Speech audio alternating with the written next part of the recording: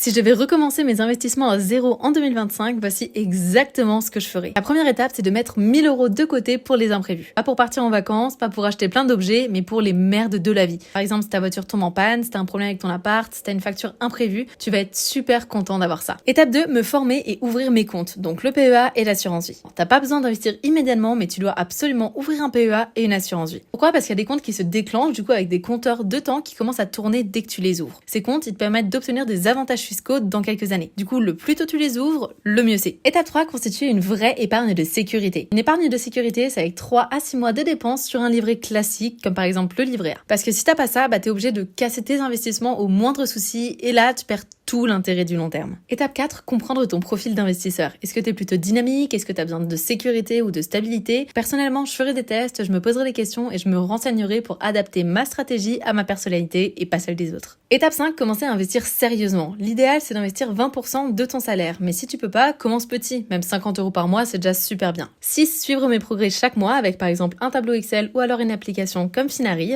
Et 7, laisser le système bosser pour moi et continuer de me former.